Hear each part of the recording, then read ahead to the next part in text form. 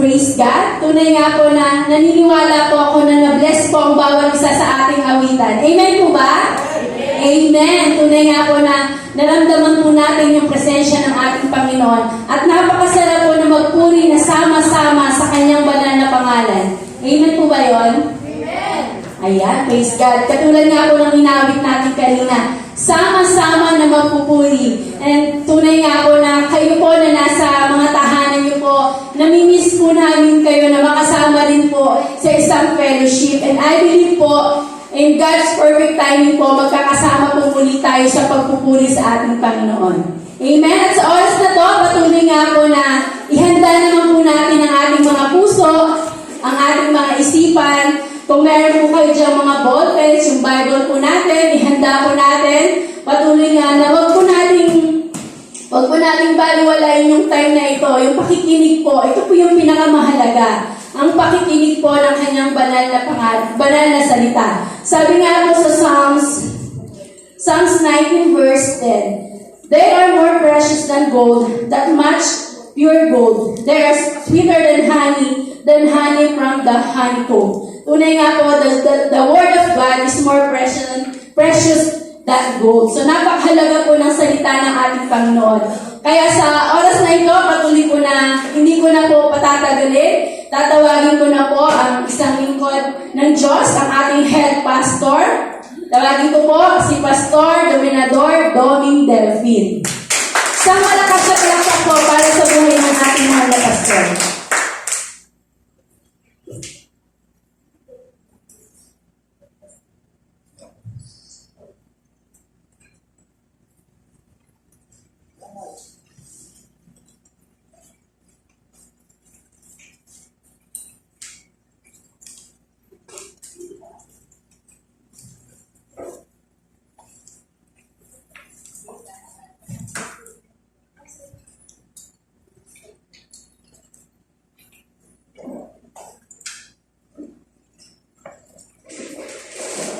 Hello. Ang umaga po sa Morning. Morning. nagparin dyan sa inyo yung tahanan na kayo po ay naka-tune in ngayon sa ating pong Sunday service. Alam natin lahat na tayo po ay naka-lockdown ng almost 7 months. No? 8 months na tayo. Napakahirap ng ating kalalagayan as a worshiper ng Panginoon. Marami po tayong parang ginagamit para po makapag-worship sa Diyos. That's true. As a Christian, pwede po tayo mag-worship habang tayo po bumabasa, nananalangin, nag-worship po tayo. Totoo po yan. Pero iba po yung sama-sama po tayo nagsumasamba sa Panginoon. Iba po ang dating nun. Kasi kalahati po ng buhay natin ang nawawala pag wala na po tayong sama-samang pagsamba. Yan po yung ating pong naranasan dito po sa ating pandemic. Kaya ngayon po meron po tayong government po natin ay nagkaroon ng rules na ang church ay magkakaroon lamang ng 10% na dapat dumadalo sa kanilang mga gawain. So kakaunti pa po talaga yun, kakaunti.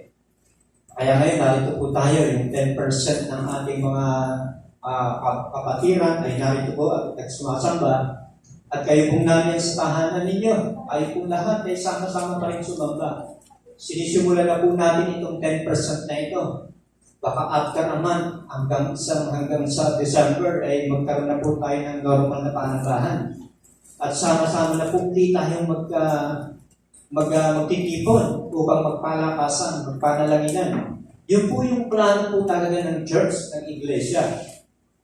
Kaya po ngayon, siguro masyado na rin po kayong nasasabik, na-excite doon sa pagsamba ng sama-sama. Ayaw po ba? Kayo dyan na nasa bahay, nila po, marami po sa inyo ang nasasabik na rin. Nasasabik na ba talaga? O tinamag na. No? Kasi ang tagal kung nangyari. Alam nyo, pag tayo po'y Kristiyano talaga, hindi po basta-basta lang po dumadaan sa atin yan na hindi po tayo wala po tayong nararamdaman. Hindi po ganun kadali. Kasi sangkap na po ng buhay natin yung sama-samang pagsamba. Yung pinakatuloy inaawit ni Star Vega, yung 133 ng Salmo, na napakasarap tignan yung magkakapatid na sama-sama. So, ganun po ang isa sa mga pamamaraan ng Diyos. Kaya nga po tayo na ito, bagamat konti po tayo, patuloy po natin damhin yung kagandahan loob ng Diyos. At sinabi niya rin yan doon sa Hebrew, chapter 10, verse 22, huwag yung kalilimutan, yung sama-sama yung pagsamba. Sapagkat ito po ang patunay na ang Diyos po natin ay nagnanais sa kanyang mga anak na sama-sama tayo mag-worship sa Panginoon. Kaya ngayon po, sisimulan po natin sa 10%. Ang ating pong panambahan, meron po tayong kapatiran dito, pero talagang pong bilang na bilang, yung protocol talagang sinusunod po natin yan.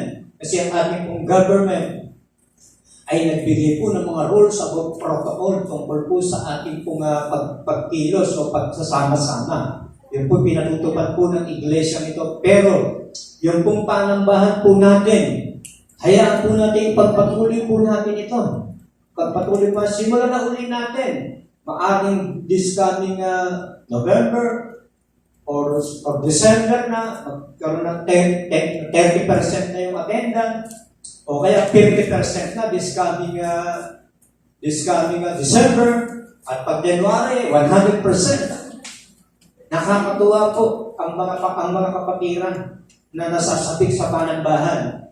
Bagamat natatakot, nababahala at nag-aalala, I believe meron na po kayong kasabikan sa pagsamba ng sama-sama. Yes, nandun po yung pag-aalala natin sa hawa ng sakit na to, ng pandemic na ito, pero still, ang puso po natin ay nasasabik sa sama-samang pagsamba na ito. Kaya po ba, palakpakan po natin ang ating Diyos. Yan din po sa lugar po ng Simpson, yan po sa Bicol. Hayaan po natin ang Panginoon, Sunday, magkakaroon na rin po tayo ng panambahan dyan ng sama-sama. Kasama ang mga taga-Gadmosay Makati.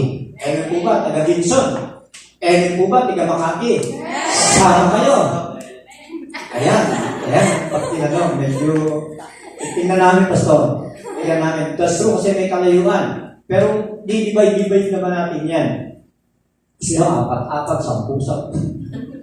So, napakasarap po talaga. Napatuloy po natin i-enjoy yung panambahan na sama-sama po tayo sa kapatid. Nakaka-encourage na makita yung mga kapatiran kahit nakamas kayo, kilala ko rin kayo. No? Kahit na po tayo nakamas, kahit naka-patient pa tayo, hindi na tayo magkakalimutan ng mga buka. Diba? Yan po yan. Yung iba po talaga, medyo yung mukha ng ibang kapatid natin, hindi ko naman siya matanda, hindi ko na kasi nakikita. Hindi ko na nakita. Magkapatid ba tayo? Yes po. Diba? So, napakahalaga po ito. Kaya lang, medyo hindi pa rin ganun yung seconds, yung kamayan. Diba? Kaya wala na po tayong paghuling awit kanina. Diba? Yung senyasa na lang siguro. So, napakasarap po. No? Napakasarap po nakasama mo yung kapatid mo ngayon. Katabi mo ngayon, natatanaw mo siya. Nakikita mo siya ngayon. Personally, dati, doon lang sa streaming. Sa streaming. Ang po, Pastor, lagi yung nakikita, pero hindi ko po kayo talaga nakikita. Sa inyo yung mga tahanan. Second month ko na, may mga kapatid po tayong 7 buwan ko na rin palang nalikit na hindi ko na nakikita. Pero ako po, lagi ko ako nakita. Yung mga kapatid, yung tumatayo ko rito, lagi niyo po yan nakikita. Kaya kami po ay medyo dihado kami. Kasi hindi namin kayo nakikita. Kami namin nakikita nyo. Pero someday, this coming months, halos matatapos na yung taon natin. Ngayon po ay mag-November na. Matatapos na yung November na to, tapos December, magpapalit na po ang taon. After Christmas, magpapalit na po ang taon. Napakahirap kasi magki-Christmas na naman tayo, tapos may pandemic pa rin. Pero still, God, magpo-provide ng God ng pangailangan ng kanyang mga anak para ma-enjoy yung Christmas, yung kapanganakan ng Savior through Jesus Christ. Kaya tayo po ay patuloy pa rin po tayo mag-aaral ng kanyang mga salita nakakapanibago po ba na tayo po gigising ng umaga-umaga? Nakapanibago, si Tarsol yata, nagpunta rito kahapon. Ang nadat na yata si Rose. Talagang excited na siya eh. Di ba? Excited na kasi malalagay siya sa TV. Nagtawag nga siguro, Spot, nandito ka. Hindi pa ngayon yung streaming. Iba meron akong partner sa gawain na yan. Diba? Kaya hindi pa ngayon pa lang yun. Diba? Hindi pa kahapon yun. So nakakatawa, itong mga ganitong klase ng kapatid na talagang nandoon yung kasabikan na magamit ng Panginoon. Magkaroon ng nagsama-sama face-to-face na pagkikita pagsamba. Ay, ito po yung katuparan na ng mga promise ng Diyos sa atin. Na dumadaan lamang ito, parang isang gabi na dadaan, bukas sisikat na uli ang araw para po sa ating lahat. Tayo po'y manalangin, nakilang Diyos, makapangyarihan sa lahat. Tunay po halos malaking porsyento ang nawawala sa spiritual namin buhay pag hindi po kami nagkakaroon ng sama-sama pong pagsamba. Salamat po sa kabutihan mo sa buhay namin. Na narito kami ngayon, bagamat iilan kami, naniniwala po kami yung plano mo sa iglesia. Kapag po'y laging magkakatipon, ay mangyayari po uli ito. Almost 7 months kami, Panginoon, hindi po kami nagkakaroon ng sama-samang maramihang pagsamba, pero ngayon, unti-unti mo ibinabalik ang iyong mga anak sa sama-samang pag-worship sa iyo. Panginoon Diyos, pagpalain niyo po ang mga nasa kanya-kanya pong tahanan. Ingatan niyo po silang lahat. Hayaan po ninyo habang sila po'y nakikinig, ay maranasan nila ang kapayapaan na ikaw lamang po ang pinagmumulan. At doon po sa mga ibang sumasama po sa mga gawain ito, nakikibahagi po, nakikipanood, nakikipakinig, nakikinig. Pagpalain niyo po silang lahat, pagkat ang salita po ng Diyos ay wala pong itinatangi pong tao. Salamat po, pinupuri po namin kayo, pinasasalamatan sa iyong kabutihan, kagandahan loob sa amin, sa pangalan ni Jesus. Amen and amen. Sige po, palakpakan po natin ang ating Diyos. Ngayon po, patuloy pa rin po natin yung topic natin about love. Isang buwan pa lang naman yata natin itong natuturo. Sawa na ba kayo? Sawa na ba kayo? Alam nyo, para gusto ko na tapusin. No? Tapusin.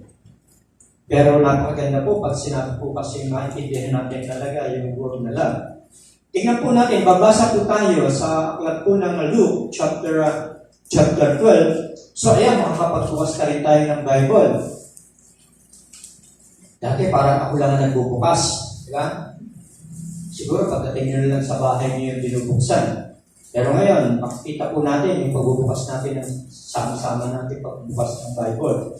Yan po sa chapter 12 ng Luke, verse 7. In Luke 12:7, sabi ito, even the hairs of your head have all been counted. So do not be afraid. You are worth much more than many sparrows. Sabi ko ito, maging ang buhok ninyo bilang niyang lahat. Kaya huwag kayong matakot, higit kayong mahalaga kaysa mga maya. Sino yung tinutukoy nitong mahalaga kaysa sa maya? Tayo po ito. Tayo mga Kristiyano. Ba't tayo matatakot? Kung tayo pala ay pinapahalagahan ng Diyos. Kung yung mga maya na walang halaga masyado, nabibili lamang ng dalawang isang pera, ay pinapahalagahan ng Diyos. How much more, sinasabi ng Panginoon, bilang ko lahat ng buhok sa ulo ninyo.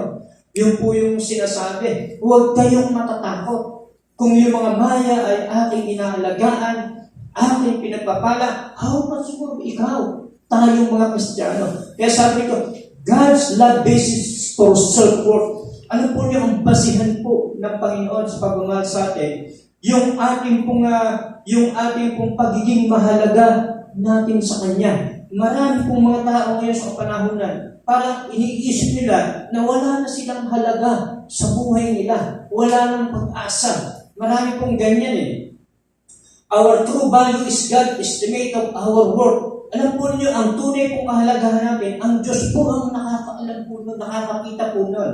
Not our peers estimate. hindi po yung iniisip natin. Hindi po yung sa loobin natin. Ang Diyos po ang nagbibigay po sa atin ng mga pangusap niya na napakahalaga po natin. Kasi minsan ang tao, iniisip niya, wala siyang halaga. Marami po tayong nakakakita ng mga tao. Kaya minsan ayaw ng gumawa, ayaw ng kumilos, ayaw ng magsumika. Ang kapira na, wala naman siyang halaga. Pero kung titignan po natin, sabi rito, other people evaluate and categorize is according to how we perform. Siguro ang mga tao tinitignan tayo kung gaano tayo kahalaga sa pamamagitan ng ating performance, sa pamamagitan ng ating ginagawa, what we achieve doon sa ating mga narating, and how we look, paano niya tayo tignan ng tao. Itong taong to, mahalaga to, kasi ang daming nagagawa nito, maganda ang kanyang performance, maganda ang kanyang na-achieve, pag tinitignan ko ang taong ito, napakaganda yung tignan. Doon bumabase ang pagpapahalaga ng tao sa tao, pero iba ang pagpapahalaga ng Diyos sa tao. Yan po yung katotohanan niya. Tayo po ay sinasabi rito sa ang binabasa, but God care for us as He does for all of His creation because we belong to Him. Tayo po'y pinangangalagaan ng Diyos bilang Kanyang mga nilikha sapagkat tayo po ay sa Kanya. Tayo po ay pag-aari ng Diyos.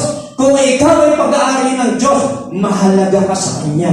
Ayan po ba? Kung yung mga maya sa parang na naibo na paghala pa, lipad-lipad lamang dyan, napakamura, ay pinapahalagahan ng Diyos, ikaw pa kaya na anak niya. Yun po yung sinasabi po ng Bible. Kaya sabi po sa binabasa, thus we can face life without fear. So, haharapin natin ang ating buhay na ito na wala po tayong pagkatakot. Kasi sinasabi nga ng ating Bible, we are very, very vulnerable to God. Sapagkat ikaw ay napakahalaga sa Diyos, haharapin mo ang buhay na hindi ka natatakot sapagkat ang Diyos na ito ay nagpapahalaga sa iyo. Yan po yung sinasabi ng pag-ibig ng Diyos Yung pag-ibig ng Diyos, yun po yung sinasabi.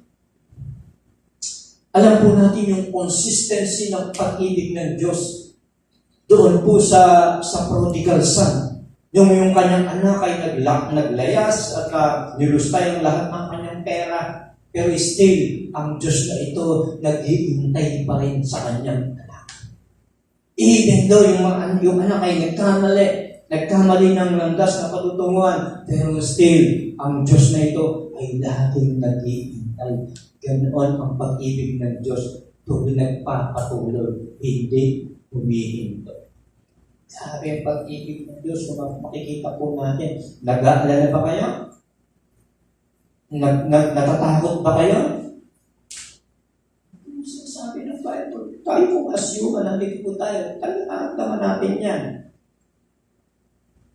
Yan, naka-patient naman tayo, hindi naman nahulugan takot tayo Kaya ba kayo naka-patient, takot kayo?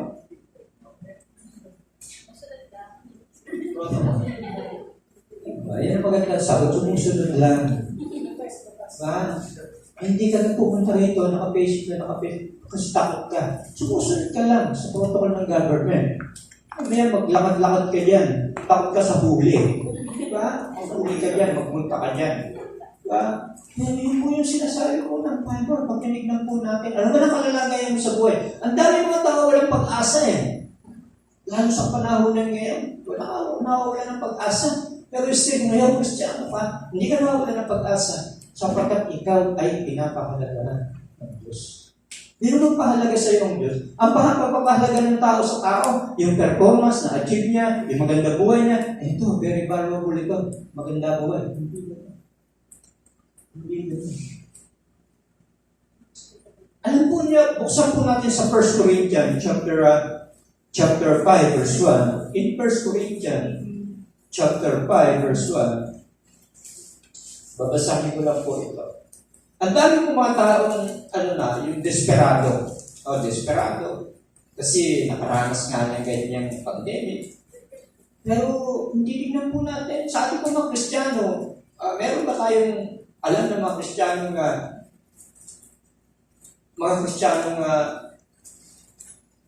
nagkasakit, tapos mag-COVID, tapos namatay na sa gutom? Siguro sa ibang bagay, may nangyayari gano'n. Pero tingnan po natin, ang mga Kristiyano po ngayon, napakalaga po natin sa Diyos. Napakalaga po natin sa Diyos. In 1 Corinthians 5:1, sabi rito, ito po medyo, pag tinignan po natin ito, sabi rito, immorality in the church. Bakit natin tarang yung message? Pagmahal ba talaga din ng Diyos itong message nito? Sabi, parusa gumagawa ng palay. Babasahin ko lang po yung verse 1. Nakarating nga sa akin ang balitang mayroong kabilin sa inyo na gumagawa ng immoralidad. Kinakasama niya ang asawa ng kanyang ama kahit mga pagano hindi gumagawa ng ganyang kahalayan. So ano po sinasabi ko rito? The reason behind a rebuke. Ang dahilan kung bakit sinasaway ng Diyos ang iglesia nakakaranas ng ganitong kasalanan. Yan po yan. Sabi binabasa ko, the church must discipline flagrant sin among its members. So ang iglesia pinakailangan i-discipline ang kasalanan ito na hayag na ginagawa ng church, nakita sa church. Sa since left unchecked, pag hindi po na-check ito, mapaparalyze po ang iglesia. Mapaparalyze ang iglesia pag hindi po na ito naayos.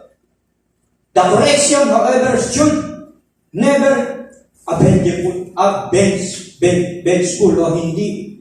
Pagka kinokorek po ang iglesia, hindi nangangahulugan ang ibang mga member ng iglesia na nakakagawa ng hindi maganda sa church. Pag sila kinokorek, hindi ibig sabihin na pinagagalitan sila o pinagagalitan sila. Instead, it should be given to help bring about a cure. Upang ang correction kung ginagawa po natin sa church, tanda po natin yan. Ito po, tanda pa rin ng pagmamahal eh. Tanda pa rin ng pagmamahal. Naniniwala tayo dyan. Ikaw, pinukulitan ng Diyos kasi mahal ka niya. Nakuha niyo ba yung beses natin na pati yung paghihigpit ng Panginoon ay tanda rin ng kanyang pagmamahal yan. Nabasa na rin natin yan. The Corinthian believer had refused to deal with the specific sin in the church kasi ayaw talaga nilang intindihin yung ginagawa kasalanan doon sa church. Anong klaseng kasalanan yan? Ang sabi po rito, a man was having an affair with his mother or stepmother. Isang lalaki nakikiapi doon sa asawa ng tatay niya. Yan po yan. Yan po yung binabasa po natin. Alam ko, nabasa niyo na yan eh. Sabi sa the church was ignoring the situation and Paul was saying that it has responsibility to maintain the standard of morality found in God's commandment. So, sinasabi ng ating binabasa na yung sitwasyon na yan ay sinasabi nito ni Paul na dapat ang church ay tatayo doon sa standard ng Diyos at hindi niya papayagan ang ganitong immorality sa church. Yan po yung sinasabi doon. Kaya sabi ko, ganito pala, even though na tayo po ay nakukorek, ito po ay pagmamahal pa rin ng Diyos para magkaroon ng pure ang mga nangyayari hindi maganda sa mga iglesia. God tell us not to judge. God tell us not to judge others. That's true. Huwag nating hatulan ng ating kapwa. But He also tell us not to tolerate flagrant sin because allowing sin not to go discipline will have a dangerous effect on other believers. That's true. Alam nyo, pag sinabing flagrant sin, ito po yung umaalingasaw na kasalanan, nakikita ang kasalanan. At pag walang ginawa ang church sa ganitong nakikita ng sistema, halos madadamay pong lahat pag binasa mo yung verse 6 ng chapter 5 ng 1 Corinthians. Magkakaroon talaga, kakalat po ito. So, ganun pa rin kamahal ng Diyos. Ang iglesia, kung nagkakasal ang iglesia, ganun pa rin niya sinasaway ito upang maipadama pa rin niya yung pag-ibig niya sa church. Maipadama rin yung pag-ibig niya sa church. Even ang iglesia ay nagkakaroon ng kasalanan, pero still, minamahal ng Diyos ang iglesia ito at kinukorek niya ito. Yan po yan. Ang sama-sama nung nangyayari sa Korinto. Diba, hindi nila ito iniintindi, bagkus nagmamalaki pa sila. Sabi niya, may immorality din na sila, nagmamalaki ka. So ayaw ng Diyos nun. Dahil sa pagmamahal niya sa atin, pinipilit niya na i-correct ang ganitong uri na nakikita niya sa church. Kumusta na kayo dyan sa bahay-bahay niyo? Diba? Wala na kayong balita sa church. Pero ang church po ay talaga pong ang church po ay pinapanatili po natin malinis po ito. Pinapanatili po natin yung standard ng Diyos ay sinusunod po ng iglesia ito. Ano pa bang sinasabi po dyan in John chapter 1 verse 3 and 5? John chapter 1 verse 3 hanggang 5. Yan po sa John. Babasahin ko po. Sabi po rito, ang binabasa wika po Tagalog. Nilikha ang lahat ng bagay sa pamagitan niya. Sino po yung sinasabi po rito sa pamagitan niya? Si Israel. At walang anumang nilikha na hindi sa pamagitan niya ang nilikha niya. Sa kanya ay nabuhay. Ang buhay ay siyang ilaw ng sangkatauhan. Nagliliwanag sa kadiliman ng ilaw at hindi ito nagapi kailanman ng kadiliman. Ano po yung message po rito sa atin? Sabi po rito, God's love bigger than any problem. Naniwala kayo. Isang pag tinignan natin yung problema, parang nasasakluban ka nun. Diba? Nag-penetrate ka na nun at napaparalyze ka na. Lalo ngayon, dami kong problema dumating din sa bawat family. May mga nagkasakit din po sa ating mga anak o mga member ng church. May nagkasakit. Sana nga po ang pastor, ang ibang pastor. No? Siguro hindi lamang ako, marami pang iba dyan. So, sabi ko rito, sa aking binabasa, do you ever feel that your life is too complex for God to understand? Minsan, napipil mo ba na parang hindi ka maintindihan ng Diyos sa nangyayari, kahirapan mo? Minsan, bakit pinapayagan ng Diyos itong aking naramdaman na ito, nahihirapan ako? Naranasan niyo ng mga pandemic, may kasakit kayo? Yun, parang naguguluhan, bakit ako nagkakaganito? Naranasan niyo na kaya? Remember, God created the entire universe. Lagi po nating tandaan ang Diyos generate ang entire, ang buong universe na ito. And nothing is too difficult for Him. Walang mahirap para sa Kanya. Nakuha niyo po ba yan? Mas malaki ang Diyos kesa hinaharap nating problema. Mas malaki ang Diyos kesa hinaharap ng problema ng ating bansa. Kung nakatingin tayo sa problema, magkakaroon po tayo ng pagkabalisa. Magkakaroon po tayo ng pagkakakot. Magkakaroon po tayo ng pag-aalala. Yes, ang problema po'y nakakapagpabagsak po yan kahit na po sa ating pong pananampalataya. Pero sinasabi po ng Diyos, kung ang universe ito'y nalikha niya, nagawa niya ito, ang sinasabi ng aking Panginoon, remember that God created the entire universe and nothing is too difficult for Him. Kung nagawa niyang likhain ang buong daigdig, meron bang mahirap para sa Kanya? Ibinigay niya nga ang Kanyang bugtong na anak para sa inyo. Ano pa ang pagkukulang na pwede kong gawin pa sa inyo? So yun po yung sinasabi po ng Bible sa atin. God created us. Nilikha ka ng Diyos. Eh ba? Ang sabi nga, hindi mapapagtagumpayan ng kadiliman ang liwanag. Hindi magtatagumpay ang dilim sa liwanag. Yan po yung sinasabi ng Bible. Even though dumaras, wala namang tao, hindi nagkakaproblema, pero lagi yung tandaan, napakagaling sa Panginoon yung problema mo. Tumingin ka lang ng lagi sa Kanya. Tumingin ka lang lagi sa Kanya. Sapagat mas malaki ang Diyos sa ating mga problema. Lalo ba yung problema mo? Hindi ka matulog, problema. Walang masakyan, may masyadong problema. Ngayon nga, nandito tayo lahat eh. Maraming nanarito. So, hindi masyadong problema. God created you. He is alive today. And His life is bigger than any problem.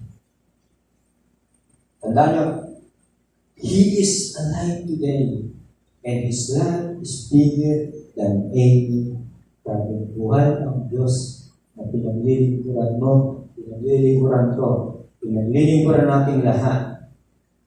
Kaya mas malaki ang Diyos na ito sa mga problema na naranasan mo ngayon. Naranasan mo yan?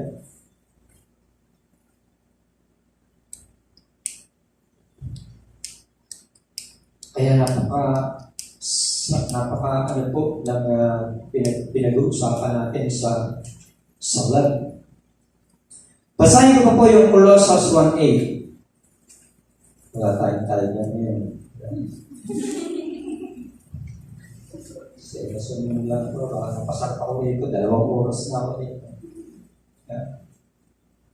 In Colossians 1:8, babasahin po natin. Ito po, napakaganda po nitong binabasa po natin.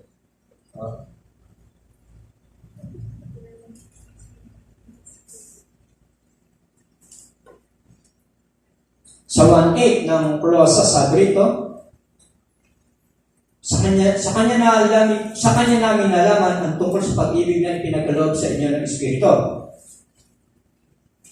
So, tingnan niyo rito. Ang sabi ko rito, why Christian? Question to why Christian have no excuse for not loving others? Dito naman tayo pupunta. Di ba? Why Christian have no excuse for not loving others? Bakit tayo mga Kristiyano? Wala tayong mailadayan para hindi mo mahalin yung katabi mo ngayon. So sabi nabasa ko, because of their love for one another, Christian can have an impact that goes far beyond the neighborhood and communities. Alam po ninyo, dapat mahigitan natin. Magkaroon tayo ng impact sa mga neighborhood, sa mga communities natin. Now, siguro sa isang church, may baguhan dumalo.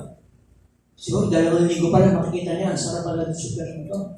Nagmamahalan sila. Mahinggan niyo yun. Kasi iba yung pagmamahal na pinakikita natin kaysa sa pagmamahal ng dyan sa labas Dapat naihigitan natin yan. Kaya sabi sa binabasa ko, Christian love comes from the Holy Spirit. So, nakita natin dito, sa kanya namin nalaman ang tungkol sa pag-ibig na ipinagkaloob sa inyo ng Espiritu. So, ang pag-ibig po palang nananahan sa atin ay galing sa Espiritu ng Diyos. Yun po yan. Kaya sa Galatians chapter 5 verse 22, nakakabisado niyo ba ito? Yung 9 fruit of the Holy Spirit. Nakabisado niyo ba yan? Diba? May alam ba kayo kahit isa? Gentleness, meekness. Diba? Faith, self-control. So, ito dapat, kasi ang Diyos ang nagbigay niya sa'yo Ang Diyos ang nagbigay niya sa'yo. Kaya sabi diyan, di ba? The fruit of the Holy Spirit, love, joy, peace, long-suffering, gentleness, goodness, faith, weakness, temperance.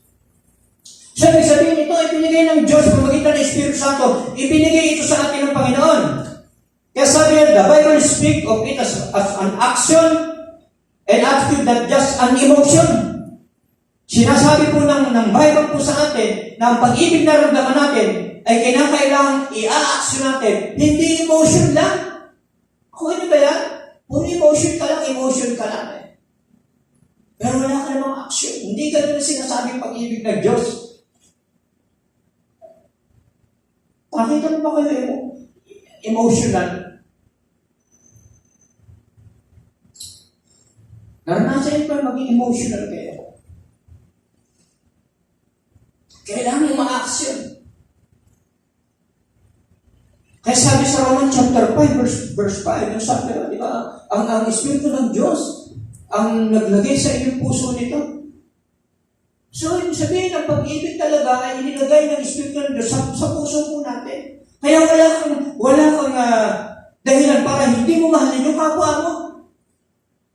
Wala kang dahilan.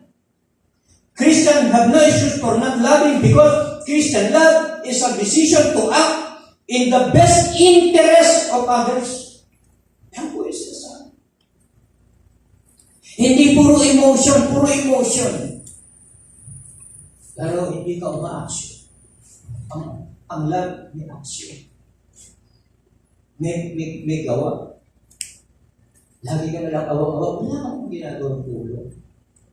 Na pwede ka naman makatulong. Lagi ka nalang kung wala ka talagang pwede magawang para. Hanggang awa na lang ka. Walang action. Meron po po rito, ito yung tinanong ko noon. Can you love someone but still dislike them? Ibigin mo pa rin ba siya kahit na hindi mo siya gusto? Ano? Ang pinag-aaralan ko ito, hirap yata yun. Can you love someone but still dislike? Makakaibig ka ba sa kanya kahit hindi mo siya gusto? Tatanong ko yan eh. Paano niyo masasagot yan?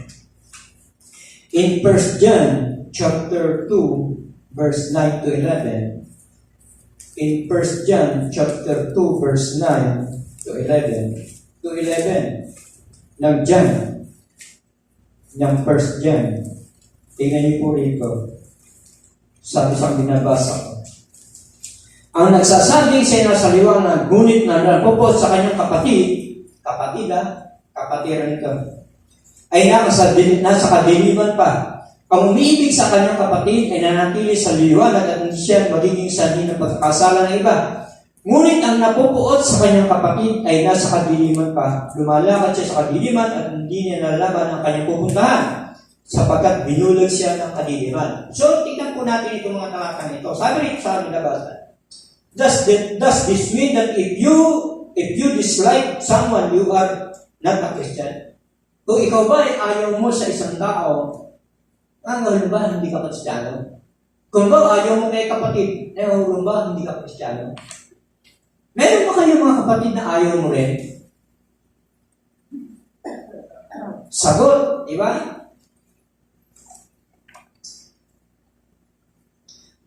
Sabi sa these verses are not talking about disliking a disagreeable Christian brother or sister. Hindi po pinag-uusapan dito yung mga hindi mo makasundo o yung ayaw mo. Hindi yun ang pinag-uusapan dito. Sinasabi po ni John. John will focus on the attitude that causes to ignore or despise others, to treat them as ano ba sinasabi rito? Irritant, competitor, or enemies. Yun po yung sinasabi po ni John dito. Christian love is not a feeling but a choice. Ang pag-ibig po ng Christian tinutukoy rito, hindi po yan nararamdaman mo. Kundi yan ay choice mo yan. Choice mo yan. Kaya sinasabi kong sa akin binabasa rito, there will be always be people we will not like us as well as others. Totoo ito, hindi sa inyo. Diyan sa bahay nyo. Totoo ba ito? There will be always be people who will not like as well as others. Meron kang tao, pero minsan meron kang dislike, hindi mo gusto.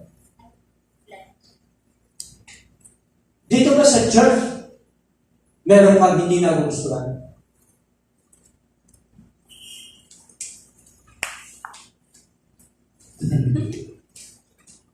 Sabi ka, hindi ko magpapat ha. Christian love is not a feeling but a choice. We can choose to be concerned with people and well-being and treat them with respect. We can choose to be concerned with people well-being and treat them with respect. Yes, pwedeng magkaroon ka ng hindi mo siya nagustuhan, pero respect andon. Respeto andon. Totoo naman sa buhay natin. Minsan meron kang mas mahal sa kapatiran kaysa sa iba. Alam maselan yung tinuturo mo na. Madalas ko. Totoo po yan. Pero ang sinasabi ng aking sabi ng Bible, we can choose to be concerned with people well-being and treat them with respect, whether or not we feel affection toward them. Whether or not, sa ayaw sa gusto, nakakaramdam pa ng pagmamahal sa kanila. Kahit na dislike, hindi mo siya nagugustuhan. Ewan ko kung naramdaman mo yan. Ganun ang pagmamahal ng Diyos. Kaya sabi na ba ito? If we choose to love others, God will help you. God will help us express our love. If we choose to love others, God will help you. God will help us express our love. Hindi natin sa Diyos na tulungan lalo natin mga Kristiyano, ang kapwa Kristiyano natin. Piliin natin na mahalin sila at matulungan tayo ng Diyos na hindi lamang natin sila mahalin, kundi ma-express, maipakita natin yung pagmamahal natin sa kanila. Iba-iba po ugali ng Kristiyano. Iba-iba po ugali. Meron ka rin hindi nagugustuhan.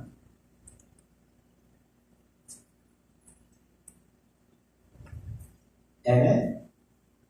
Pero ang pag-ibig po ng Diyos, iba po ang pag-ibig ng Diyos. Kinakailangan talaga ikaw mismo ang gumawa nito na humingi ka ng tulong sa Diyos na ma-express mo, maipakita mo rin yung pagmamahal mo doon sa mga taong kahit hindi mo sila gusto.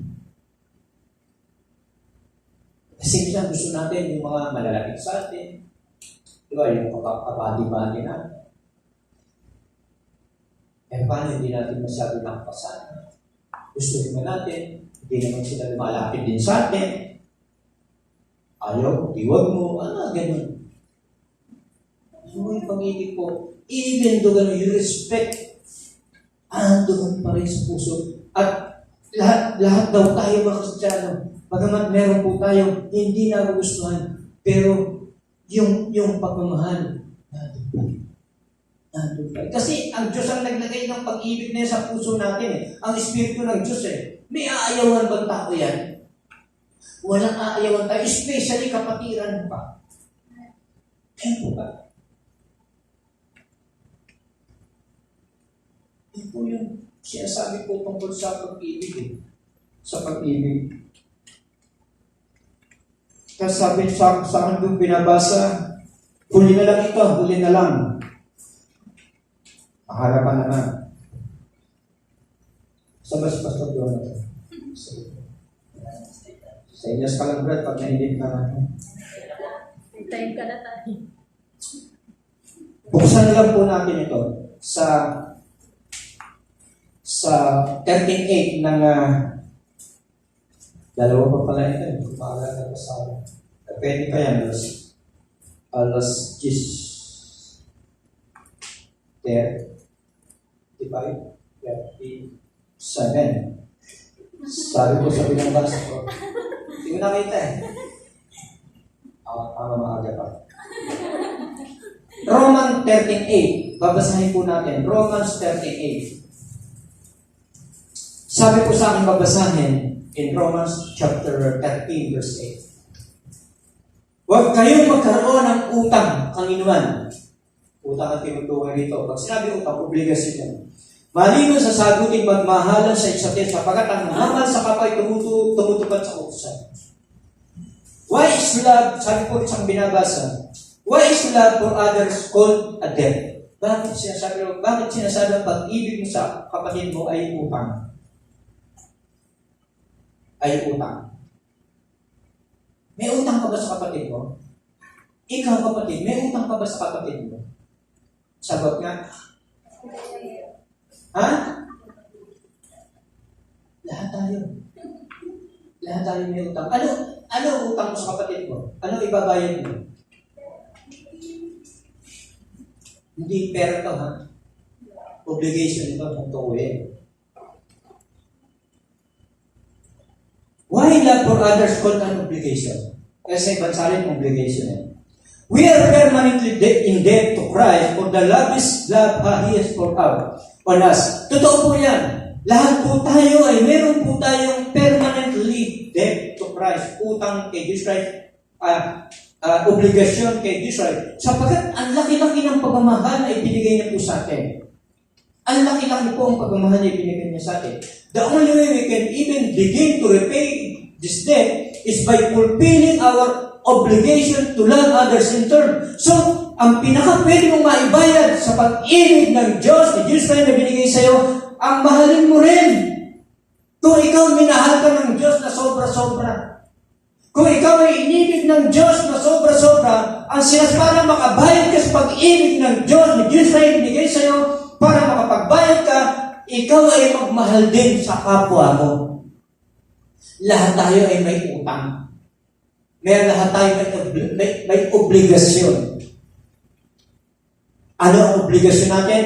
Mahalin natin. Kung paano po tayo minahal ng ating Panginoon ng sobra-sobra. Tinuturuan tayo ng Bible na mahalin nyo rin ang iyong mga kapatiran para kayo makabayad. Para yung obligasyon nyo sa akin na ito ay gawin ninyo sa mga kapatid ninyo. Yung po yung sinasabi. Because Christ's love will always be infinitely greater than ours, we will always have the obligation to love our neighbors. Alam po ninyo, may obligasyon po tayong mahalin ang ating kapwa. Hindi lang Kristiyano, lahat po ng tao. Utang po natin yan. May utang pala tayong lahat. May obligasyon po pala tayong lahat. At para makabayad tayo doon sa obligasyon na ito, na binigay sa atin ng Panginoon, gawin din natin yung ginawa ni Jesus Christ sa atin. Kung paano niya tayo minahal, kung paano niya tayo sobra-sobrang ibinuhos yung pagmamahal niya sa atin, gawin din daw ang gawin natin sa ating kapwa. Yun yung pagmamahal eh. Yun yung pagmamahal. May sagutin po tayo dyan. May sagutin po tayo dyan. Patapusin ko na lang po sa dalawang verse na lang. Ha? Sa Galatians chapter 5 verse 14 to 15. Galatians chapter 5 verse 14. In Galatians chapter 5 verse 14 to 15, sabi nito, sapagkat ang buong kautusan na nauwi sa siyang pangusap, ibigin mo yung kapwa gaya ng pag-ibig mo sa iyong sarili, ngunit kung kayo nagkakagat at sasakmalan, para mga hayop na uubos kayo. So, what happened when we are not motivated by love? Ano ang nangyayari pag wala na yung pag-ibig sa iyo? Ano ang nangyayari pag nawala na yung pag-ibig na yun sa iyo? Ano yan? Ano sa palagay niyo maramdaman na ninyo? When we believers lose the motivation of love, we become critical of others. Siguro tayo dito, tatama tayo lang. Pag nawala na yung pag-ibig na yan, nagiging critical ka na. Nagiging, ano ba tawag doon sa critical? Palapintasin ka na. Yan. Wala na yung pag-ibig doon. We stop looking for good in them and see only their fault. Pag wala na yung pag-ibig doon, lahat na lang nagtitignan mo sa kanya yung mali niya. Wala na kasi yung pag-ibig.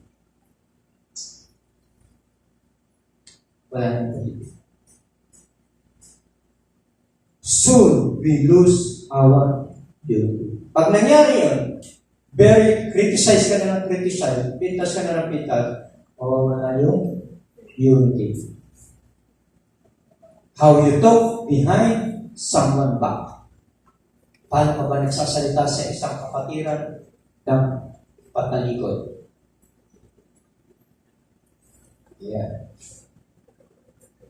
Have you focused on other shortcoming instead of their strength? Lagi ka bang nakapokus sa iyong kapatiran, ang nakita mo lamang yung kanyang pagkakamali, pagkukulang? Hindi mo man nakikita yung kanyang lakas?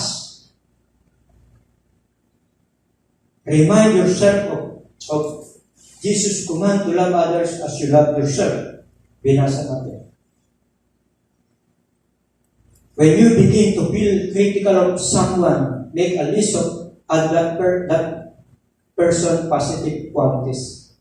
Alam, pag tumingin po kayo sa tao, at lagi na lang yung kapintasan niya nakikita, nawawala na yung pag-ibig ng Diyos ngayon sa inyo.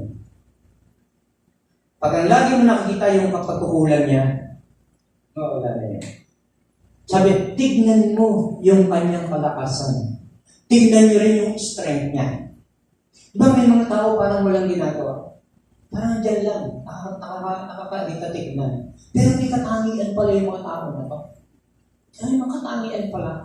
So nakita ba natin ito? Kasi pag nakikita mo lang sa kanya yung mali niya, yung kanyang pagkukulang, so nakikriticize mo siya eh. Pero bakit hindi mo tignan yung kanyang kalakasan? Bakit hindi mo tignan? Meron ba taong walang katangian? Especially tayo mga Kristiyano. Meron ba mga Kristiyano walang katangian? Lahat tayo merong katangian. Yun daw ang hanapin mo. Ilista mo yung mabubuting bagay na nakikita mo sa kanya. At burahin mo yung mga bagay na nakikita mong mali niyang nagagawa. Mali niyang karakter. Kasi pag tinignan mo ng tinignan, yung mali niyang nagagawa, wala kang gagawin doon, kundi i-criticize ang taong ito at nawawala na yung pag-ibig na ibinigay ng Diyos sa iyo. Kasi ang nakikita mo na lamang sa kapatiran natin ay puro pintas. Guilty po tayo yan. Guilty po tayo. Okay? Minsan, meron pala tayong kapatiran dito.